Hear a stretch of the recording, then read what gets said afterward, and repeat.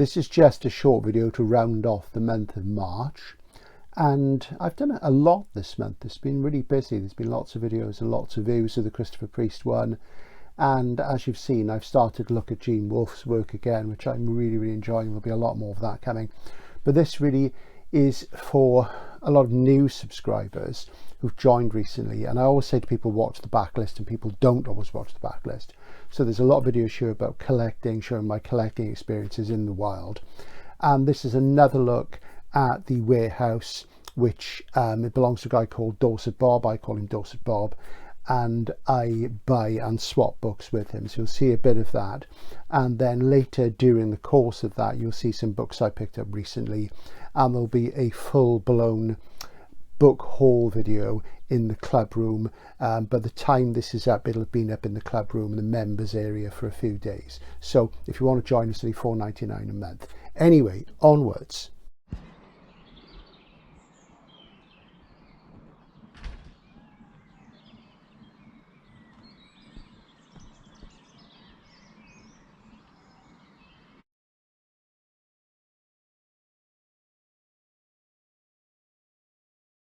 Hi, I'm in Dorset again today at Dorset Bob's, my good friend and dealer. You can find his channel at Mr. Book 451 on YouTube, and I'm just having a look at his stash, and we're doing some horse dealing, which basically means horse trading, which basically means looking at books and buying and swapping books and stuff. So those of you who've watched the channel for a long time will have seen a lot of this before. Bob is always buying new stuff. The focus is on quality as ever, all sorts of things. And it's just a flying visit today because I'm with the video editor who has driven us down, and it takes about an hour and a half for us to get down here from Bath to Dorset. Now, generally speaking, you can't visit, but you can sort of, let's see, you can watch the channel, you can send emails, wants lists, what have you. And Bob's always happy to correspond. And I'm wondering what I'm going to get today. So there's all manner of things. A lot of these are new things. And apparently there are some books I need to look at in the house. And I'm on a bit of a Gene Wolfe kick at the moment. So I'm thinking about things. So we'll see. I've got some of these. I mean, I've got a copy of that, and that's not one you see very often. So there we go. So I'll just show you around a little. There you go. This is the sort of thing you see here. It's the first edition of Annihilation there. Look, isn't that good? And, you know, all sorts of things. Digest magazines. Look at that. New Worlds, SF Impulse. And we've got Magazine of Fantasy and Science Fiction. Loads and loads. I never have time when I'm here to look at the magazines, but one day I'm going to. Be careful. And lots of hardcovers, science fiction, fantasy, horror, what have you. I do like John Shirley. I keep thinking I should probably have that at some point. I've got a load of Shirley I haven't read yet, actually, which I must get up to date with my Shirley reading, because I really like his stuff. All sorts of wonderful things. And of course there's paperbacks as well, right the way along here. And what do we have? And this is Bob's Warehouse. Lots of reference books and things at the top. Lots of nice hardcover SF, fantasy and horror and associational here. And lovely job. Look at this. Absolutely great. Some nice anthologies, new writings in SF. I collect those. I've got all of those ones. And all sorts of things. So now, hang on, there's a Graham Masterson I'm after. It's not that one. It's one of the mainstream novels, funnily enough. I'm just trying to track that down. But yeah, look at this, isn't it great? So Mr. Book 451 is the channel. Dorset Bob is what we call him. That was my nickname for him, and it's become what he's known as. And he's been dealing, collecting and reading SF for, well, forever really. And he's a really good guy. So there you go. I'll just show you a little bit around here. There's my pile building up. More stuff. Wow.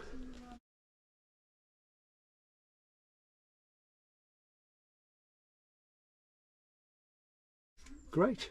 And really, to be honest, to look at everything, you need a good 3 or 4 hours. I usually come for just a couple of hours to stop me going absolutely mad and buying everything. I've just been through those 4 boxes there, which are all full of A format paperbacks. But yeah, absolute delights everywhere you look. Isn't that great? So aside from the things I picked up at Dorset Bob's, and there'll be a little bit more footage of his warehouse after this segment, I thought I'd show you some recent acquisitions, things I've bought over the last month or so. And this is one I've had for a while, and I keep forgetting to shoot it and show you. So it's bagged, so I'm just going to pop it out. One of the sort of great small presses is Ness, New England Science Fiction Association, and they've been going for like decades and decades, and they publish lots of books, particularly sort of older books, the Golden Age era, that sort of thing, and they keep things in print, and they do really nice hardcover books, a few trade paperbacks, and I picked this up, and as you see, it's yellow, it's in a slipcase, and where did I get this? I didn't get this direct from Ness, I think it might be unavailable at the moment, I'm not certain. I got it from a dealer. I think it was possibly Andy at Coal Tonnage. And I'm just going to pop it out. Let's see. Because yellow, of course, is the colour we associate with 2 publishers, with Gollancz. And of course, behind me, you can see Philip K. Dick collected stories in the 80s Gollancz editions. And we also associate it with Door. And of course, Gollancz did it first. Door came later on. And Door stood for Donald A. Wollheim, who was the publisher at Door, and before that he'd worked at Ace Books as their science fiction editor, and he was a science fiction fan and writer going back to the 1930s. So this is a collection of his short stories. This is Up There and Other Strange Directions, and it's a really nice little hardcover, as you see. And this is a signed numbered edition. Let's have a look. It's nice yellow fold. Is it leather? It smells like leather. And let's just see. It's not signed. If I can just find a limitation. It's 1,000 copies, 250 numbered in slipcase, and this is number 149. If you can see the 149 there. So the other 750 were without the slipcase. So there you go. And I'm going to review this at some point, because there's going to be a Door feature coming up. So you will see that again. I'll review it during that Door feature. Other things I've picked up recently, I've done some guest book selling this week. I've gone to work in a couple of shops where I don't normally work, shops I have worked in before, and just to sort of flying visits. And a while ago in work, we were giving away this book, which is a little short story. It's J.G. Ballard's The Garden of Time. And we did this as a giveaway with HarperCollins, because they were really, what was happening, this was made into a ballet by the Met, or shown at the Met, or what have you. And this is I haven't read this story for years and years and years, so it's a little chapbook, and these were free. And I was sick a lot last winter. By the time I got back to work, they'd all gone, but I managed to pick one up in another branch. I'm really pleased with that. And it's a long time since I've read this. This is an early Ballard story, was published in 1962-63, but that goes in my collection. So this is something you can't buy, you just have to be lucky to pick it up. Of course, it will become collectible and will sell for lots of money. That's the way it'll go, because most of them will get thrown away. This is the thing. Sad but true. Something I also picked up, which isn't SF. You know how it is when they change the cover of books you like, and you think, you know, I wish I'd bought the original cover. Well, I haven't read any history in any great depth for quite a while. I'm growing more and more interested in classical history, which I've always been interested in anyway. So I bought this, Rubicon by Tom Holland. Now, this cover's actually out of print, but at one of the bookshops I was guesting at, they had this old copy. So I picked it up, because the new cover isn't anywhere near as nice. And this is, of course, is the moment when the Roman Republic sort of clashed with Julius Caesar. So I'm sort of looking forward to reading that, because Tom Holland's really, really good. He does lots of documentaries and things as well. He's a fantastic writer, really, really good. Also, I picked up, this is a proof copy, what some people called an ARC. And this is Gog Magog by Jeff Noon and Steve Beard. And Jeff Noon appears briefly in a video I made, which came up back in November 2023, because he was a contributor to the Deep Ends anthology, the J.G. Ballard anthology, and I shot the video Forbidden Planet London. You'll see that on the channel. There's lots of other writers on there. and this came out in, let's see, February 2024. I haven't picked it up, but the proof has got a different cover. It's black and white, as you see. It's very peaky and looking. I do like Jeff Noon. My friend Tim is a massive fan. I've not read this, and this is published by Angry Robot, so this is in the shops.